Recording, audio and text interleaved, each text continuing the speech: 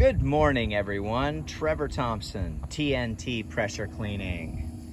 Dynamite service with explosive results. So we are in a place, it's an estate community, and what we're going to be doing is some rust iron and sulfur removal. So the first thing we're going to do is treat the driveway. We're going to pre-treat it with water, get the porous concrete to open up. We're then going to lay our solution, 12.5% sodium hypochlorite and driveway surfactant, down. We'll let that dwell for about 15 minutes, and then we'll begin surface cleaning. We did pick up a whisper wash. I've been running a 20-inch BE whirl away for years, and the thing has been pretty well bulletproof. I've literally just greased it every 10 hours and really have had very few problems with it. The rule of thumb is every gallon per minute, allow 4 inches. So if you're running a 4 gallon a minute machine, you're looking at a 16-inch surface cleaner. Well, we all know that a lot of us run larger surface cleaners. You do have to walk really slow if you want to not stripe and leave all kinds of marks. So I went ahead and got an 18-inch whisper wash, and it is a world of difference. Now, I've been told for years that the whisper wash is the way to go, and I'll let you take a look at that. It's inside the trailer, and it is just amazing. Yes, they're quite expensive, but I did a driveway yesterday and a back patio, and it was just, I was literally walking behind this thing, and it was just chewing up the mold and mildew. I didn't leave one mark whatsoever. So today we're going to be doing rust iron and sulfur removal. I want you to take a look at something that will not come off. It's so deep, the pigment, the concrete is so porous that throughout the years, it literally has just gone into this really dark red. And I want to show you what that looks like. So if I pan around here, you can see that someone else was in the neighborhood doing some surface cleaning. Now, I would never leave a home looking like that.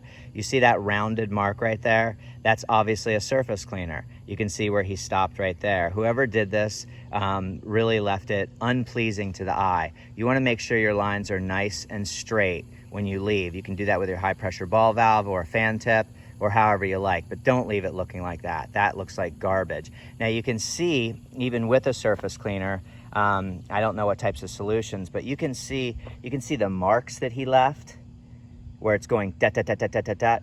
And just a really elementary job here. This isn't quite embarrassing, in fact. But what I want you to see is you can see how deep and dark this red, this rust iron and sulfur from the hard water and from the irrigation system, the elements, the iron, the sulfur, and the rust that has accumulated on this concrete, as well as the asphalt here. Now, this will come up, but it's going to take multiple treatments. So unfortunately, we're not going to be doing the curbing today, but I did want you to see how red that was in through here. You can just see how bad it is. Now, I asked if she wanted that done, and the homeowner said no. So that's okay. You know, I don't want to push people to do something that they don't want to do. In fact, it would be part of just the driveway, sidewalk, and curbing service anyway, but she doesn't want to mess with it. So if I pan you around here, what you're going to see is what we'll be doing today. And so we're going to come out of this patio here, and we're going to tighten up all this through here.